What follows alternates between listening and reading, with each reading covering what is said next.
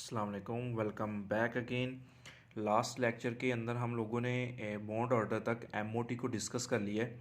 तो आज हम एमओटी के अकॉर्डिंग नाइट्रोजन के मालिक्यूल को एक्सप्लेन करेंगे। तो पेपर के पॉइंट ऑफ व्यू से बेटा ये लॉन्ग क्वेश्चन है और इस लॉन्ग क्वेश्चन को डिस्कस करने के लिए चार बातें हमें डिस्कस करनी होंगी। सबसे पहले बेटा जो नाइट्रोजन मालिक्यूल का स्ट्रक्चर होगा हमें ये ड्रा करना होगा। तो पेपर में बेटा सबसे ज़्यादा जो चीज़ चेक की जाती है वो स्ट्रक्चर होता है, क्योंकि जिस बच्चे का स्ट्रक्चर ठीक होगा इसका मतलब उसका बॉन्ड एनर्जी भी ठीक होगा, उसका बॉन्ड ऑर्डर भी ठीक होता है। तो डेफिनेटली हमें ये स्ट्रक्चर पे फोकस करना होता है, इसी से चीज़ें बेटा हमें समझ में आती हैं। तो चूंकि नाइट्रोजन मालिक्यूल बेटा जैसे कि N2 से जाहिर है कि दो नाइट्रोजन एटम्स के आपस में मिलने से एक नाइट्रोजन का मालिक्यूल्स बनता है। अब एक नाइट्रोजन एटम को इस साइड पे बेटा रिप्रेजेंट किया गया है, दूसरे नाइट्रोजन एटम को इस साइड पे रिप्रेजेंट किया गया है। अब एक नाइट्रोजन एटम के ये बेटा एटॉमिक ऑर्बिटल्स हैं 1s 2s 2p x 2py 2pz। इसी तरह से बेटा दूसरे नाइट्रोजन एटम के भी एटॉमिक ऑर्बिटल्स हैं 1s 2s 2px 2py और 2pz। इनको बेटा यहाँ पे रिप्रेजेंट किया गया है। अच्छा, इसमें ना जो आपके पास हमने जो देखना है बेटा, हम जानते हैं कि एटॉमिक ऑर्बिटल्स आपस में मिलकर मॉलिक्यूलर ऑर्बिटल्स बनाते हैं। आज हम ये सीखेंगे कि इनमें इलेक्ट्रॉन्स की फिलिंग कैसे होती है बेटा।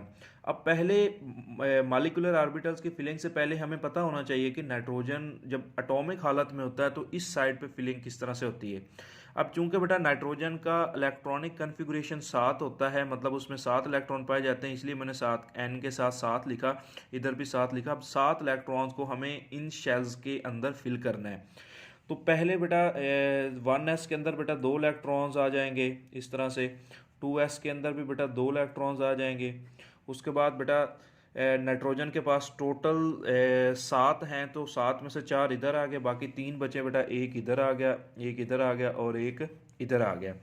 अब चूंकि ये दोनों ही नाइट्रोजन एटम हैं, जिस तरह से हमने राइट साइड पे फिलअप किया इसी तरह से लेफ्ट साइड पे भी फिलअप करेंगे। तो 2 इलेक्ट्रॉन्स बेटा इधर आ गए, 2 इलेक्ट्रॉन्स बेटा यहाँ पे आ गए, एक इधर और एक इधर और एक इधर। अब ये हम लोगों ने बेटा एटॉमिक ऑर्बिटल्स को रिप्रेजेंट कर लिया है, उनको फिलअप कर लिया है।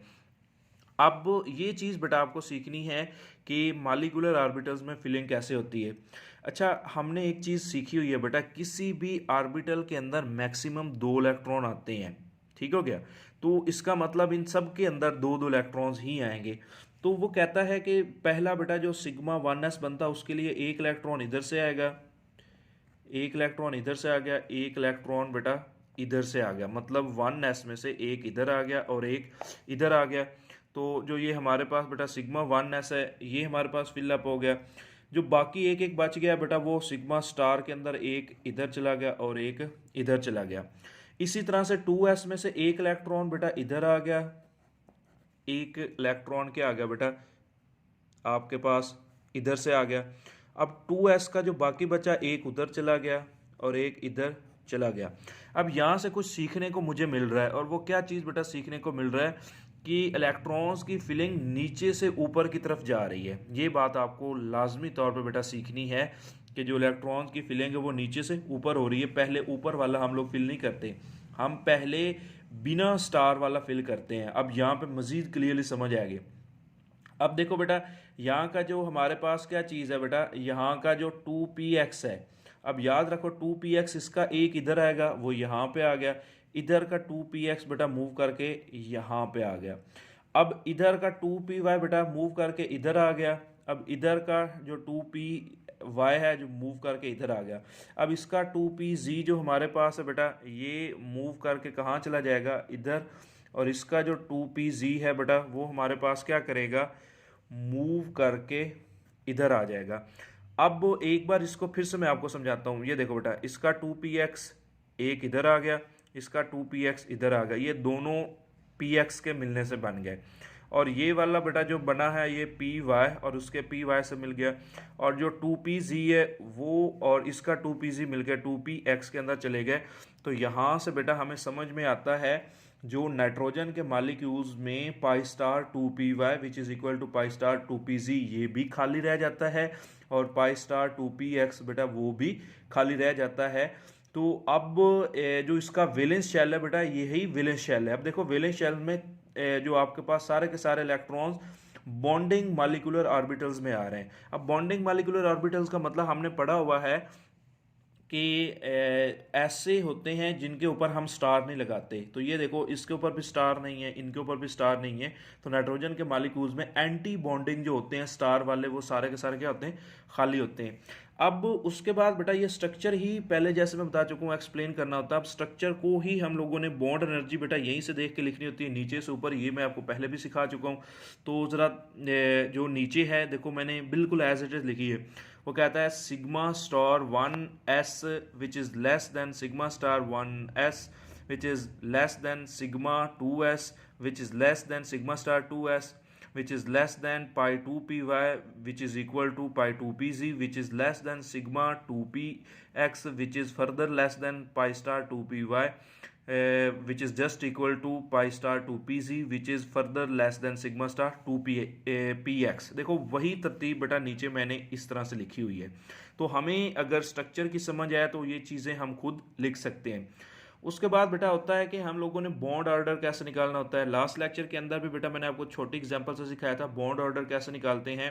वो कहता है बॉन्ड ऑर्डर का फार्मूला होता है electrons in bonding molecular orbitals, मतलब उन ऑर्बिटल्स में इलेक्ट्रॉन्स की तादाद गिनना जो स्टार के बगैर हैं, फिर उसमें से माइनस कर लेना उन इलेक्ट्रॉन्स की तादाद को जो स्टार वालों में है। अब स्टार के बगैर वाले में काउंट करता हूँ बेटा, ये देखें 2 2 4 और 4 8 और 2 10, ये वो इलेक्ट्रॉन्स की तादाद है जो स्टार के बगैर वाले हैं। तो इसलिए बेटा यहाँ पे मैंने 10 लिख दिया।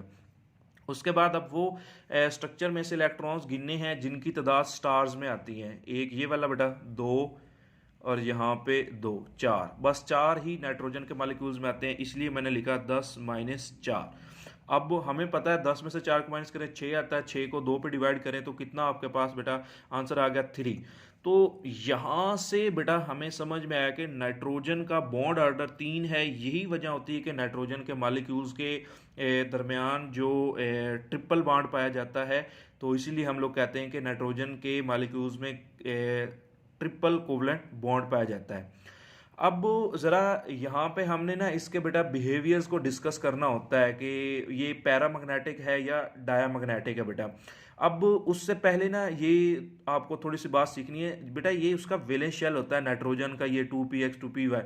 उसके वैलेंस शेल में वो कहता है आखिरी 6 के 6 जो इलेक्ट्रॉन्स है ना बेटा, ये देखो बॉन्डिंग मॉलिक्यूलर ऑर्बिटल्स में ही आ रहे हैं। ये सारे के सारे बॉन्डिंग मॉलिक्यूलर ऑर्बिटल्स हैं, क्योंकि इनके ऊपर स्टार मैंने नहीं लिखा। और वो कहता है जो एंटी बॉन्डिंग्स होते हैं वो सारे के सारे क्या होते हैं, खाली होते हैं। और वो कहता है इन बॉन्डिंग मॉलिक्यूलर ऑर्बिटल्स में जरा गौर से देखें, सारे के सारे जो इलेक्ट्रॉन्स पेयर्ड अप हैं, वो पेयर अप होने मतलब एक पेयर की शक्ल में है, वो अनपेयर्ड नहीं है।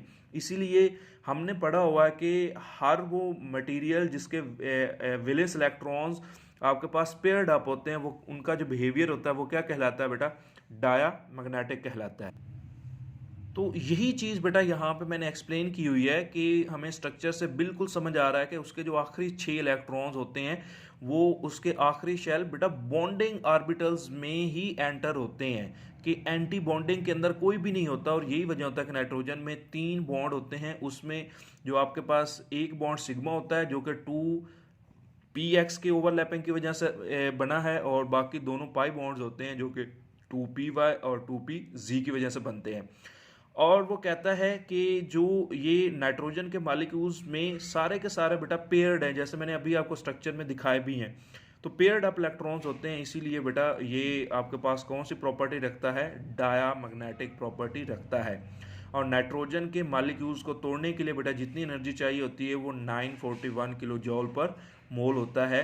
तो वो कहता है डिसोसिएशन एनर्जी का मतलब कि एक मॉलिक्यूल्स का बॉन्ड तोड़ने के लिए उसको इतनी एनर्जी चाहिए होगी। तो ये बेटा लॉन्ग क्वेश्चन है, इसको ज़रा अच्छे से देखिएगा। होप आप लोगों को समझ आ चुकी होगी।